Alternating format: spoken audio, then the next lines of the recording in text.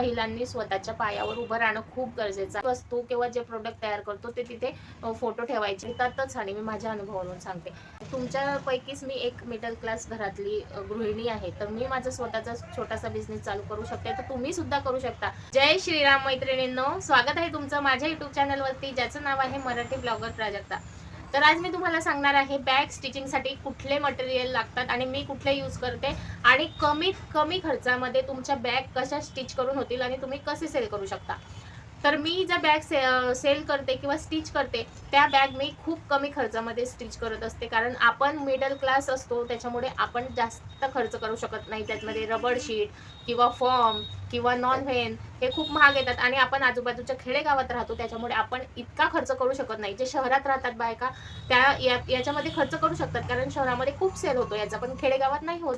त्याच्यामुळे आपण कमीत कमी खर्चामध्ये कसे चांगले प्रोडक्ट सेल करू शकतो याकडे लक्ष द्यायचं. आणि आपण जे सेल करतो त्यात काही कमीपणा नाही, कारण त्यामध्ये आपण मजबूतपणा आणतो. उलट ज्या फॉर्म वगैरे टाकून आपण स्टिच करतो ते लवकर फाटतात, आणि आपण जे पोतडी वगैरे टाकून स्टिच करतो त्या खूप टिकतात, वर्षानुवर्ष टिकतात, रियुजेबल असतात. धुवून सुद्धा आपण त्या वापरू शकतो. तर मी कोणते प्रोडक्ट वापरते ते तुम्हाला दाखवते. आधी हे बघा, मी आमच्या इथे जे मार्केट आहे संडेला भरत असतं, तर तिथे फक्त कपड्यांचं मार्केट असतं.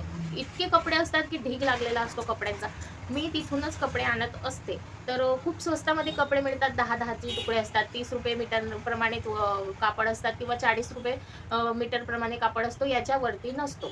60-70 वगैरे असा नसतो. 30 किंवा 40 पर्यंत, 10 पासून 5 रुपयापासून सुद्धा असतात. जे ब्लाऊज पीस असतात ना छोटे तुकडे, ते 5 रुपयापासून असतात.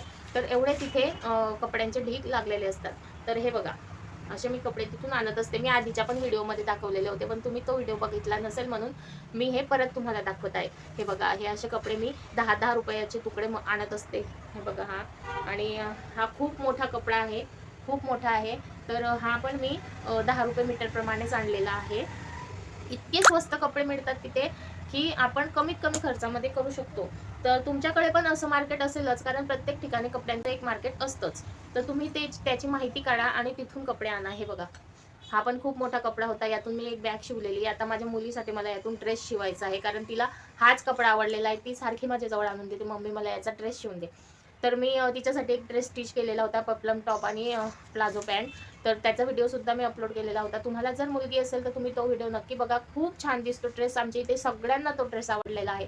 तर तसाच ड्रेस तिला या कपड्याचा हवा आहे, त्यासाठी मी या कपड्याचा तिला ड्रेस शिवून देणार आहे. त्याच्यानंतर हे बघा, याच्या मी ज्या बाजाराच्या पिशव्या होत्या चैन लावलेल्या त्या शिवलेल्या, त्यातून हा एवढा कापड उरलेला आहे. तर याचा पण आपण काहीतरी उपयोग करूच. तर त्याच्यानंतर हे बघा, हे तुकडे 10-10 रुपयाचे तुकडे असतात तिथे. फक्त आपल्याला काय करायचं आहे, त्याला प्रेस करून घ्यायचं आहे, कारण ते थोडे चुरगळलेले असतात. हा सेम तुकडा आहे. हे बघा, हा तुकडा आहे. असे बरेच, हे बघा, हा आहे. आता एवढेच उरलेले आहेत माझ्याकडे. आता मी या संडेला त्या मार्केटमध्ये जाईल आणि परत कपडे घेऊन येईल, कारण आता बऱ्याच मला ऑर्डरी आलेल्या आहेत ज्या बॅगच्या आहेत. जिमची बॅग असते बघा राऊंडमध्ये, तुम्ही बघितली नसेल, डफल का काय, डफल बॅग म्हणतात तिला. तर ती बॅग शिवायची आहे मला. नाशिकवरून ऑर्डर आहे, आणि नाशिकच्याच मला अजून 2 पिशव्यांच्या ऑर्डरी आहेत, ज्या बाजाराच्या चैनीच्या पिशव्या असतात. एक रुंदीमध्ये आणि एक लांबीमध्ये, अशा 2 पिशव्या, एक बॅग, आणि एक आमच्या शेजारीच म्हणजे शहर आहे ते भुसावळगाव म्हणून, तिथली एक ऑर्डर आहे. चौकोनी बॅग हवी त्यांना, ट्रॅव्हल बॅग, त्याची एक ऑर्डर आहे. त्याच्यानंतर मी जी काल पर्स शिवलेली, डिझायनर पर्स, तुम्ही तो व्हिडिओ बघितला नसेल तर नक्की बघा. ती पर्स मी काल शिवली. संध्याकाळी व्हॉट्सअपला त्याचं स्टेटस ठेवला, आणि सकाळी लगेच मला मेसेज आला की ही पर्स मला हवी. ती सेल झालीसुद्धा. मी त्याचा स्क्रीनशॉट इथं लावेल, तुम्हाला खोटं वाटत असेल तर. ती मी पर्स 150 रुपयाला विकलेली आहे. तुम्ही तुमचा खर्च वगैरे काढून पर्सची किंमत काढायची आहे. तुम्हाला कपड्याला किती खर्च लागला, तुमचं अस्तर कितीचं लागलं, तुमची चैन कितीची लागली, तुम्हाला रनर कितीचं लागलं, सगळा टोटल खर्च करून त्याचा डबलचं, त्याची आपली शिलाई ॲड करायची. आपण किती घेतो त्याच्यानुसार ते ॲड करायची, आणि त्याच्यानंतर पर्सची किंमत ठरवायची आहे. त्यानंतर चैन बघा, मी छोट्या पर्स असतात ना त्यांना ही छोटी चैन वापरते. हे बघा, बारीक 5 रुपये मीटर प्रमाणे की 6 रुपये मीटर प्रमाणे ही चैन मिळते. तर ही सुद्धा मी तिथूनच आणते, शहरातून, जिथे बॅगांचं आपल्याला सामान मिळतं. त्याच्यावर ही बघा, ही मोठी चैन सुद्धा मी तिथूनच आणते. पूर्ण रोलच आणते मी. आता तो रोल सुद्धा संपलेला आहे, आणि मोठे रनर माझे संपलेत. हे जे छोटे रनर असतात छोट्या चेनचे, ते बघा असे रनर असतात, त्यांना तुम्ही चेन दाखवायची, ते रनर देतात तुम्हाला. तर हे रनर सुद्धा मी डझनमध्येच आणत असते. तर आता मला परत सामान घ्यायला जावं लागेल. मी त्याचा व्हिडिओ तुम्हाला हवा असेल तर शूट करेन, की कसं मार्केट असतं, मी तिथून आणते. तर कमेंट करा नक्कीच की त्याचा तुम्हाला व्हिडिओ बघायचा आहे का. मी त्या मार्केटचं सुद्धा शूटिंग करून आणेन तुमच्यासाठी. तर खूप सारे कपड्यांचे ढीग लागलेले असतात तिथे, मी तिथूनच आणते कपडे. तर हे बघा, आणि आतमध्ये आपण अस्तर लावतो, हे वरतून हा कपडा लावतो, खाली अस्तर आपण घरातलं शर्ट पीस वगैरे जे आपण कुणाला देणारही नाही आणि घरात वापरणारही नाही ते शर्ट पीस घ्यायचे. आणि त्याच्यानंतर आतमध्ये अशा पोतड्या असतात बघा, मोठ्या मोठ्या राईस बॅग वगैरे अशा या पोतड्या यूज करायच्या. त्याच्याने काय होतं, आपल्या पिशव्यांना आपल्या बॅगेला मजबूती पण येते आणि खूप वर्ष टिकतात पण, आणि चांगल्या क्वालिटीचे सुद्धा आपल्या बॅगा वगैरे बनते. तर याला तुम्हाला किती खर्च लागेल जास्तीत जास्त? खूप कमी खर्च लागेल तुम्ही कॅल्क्युलेट कराल तर एवढ्या कमी खर्चातून तुम्ही तुमचा स्वतःचा बिझनेस घरी बसून चालू करा. कारण महिलांनी स्वतःच्या पायावर उभं राहणं खूप गरजेचं आहे आजच्या काळामध्ये. तर आपण असाच छोटासा बिझनेस घरी बसून चालू करायचा, आणि सेल करायचं असेल तर तुम्ही इंस्टाग्राम, फेसबुक किंवा व्हॉट्सअप सगळेच यूज करतात. तर आपण जी वस्तू किंवा जे प्रोडक्ट तयार करतो ते तिथे फोटो ठेवायचे, त्याच्या खाली किंमत टाकायची, आणि ऑनलाईन आपल्याला ऑर्डरी मिळतातच, आणि मी माझ्या अनुभवावरून सांगते. तर तुम्ही ऑनलाईन सेल करा, कोणाच्याही घरी किंवा कोणाच्याही दारी जायची आपल्याला गरज नाही. ऑनलाईन तुम्हाला पेमेंट येतं, तुम्ही ऑनलाईनच ते प्रोडक्ट पाठवायचं असतं पोस्टाने. तर तुम्ही ऑनलाईन सेल करायचं आहे.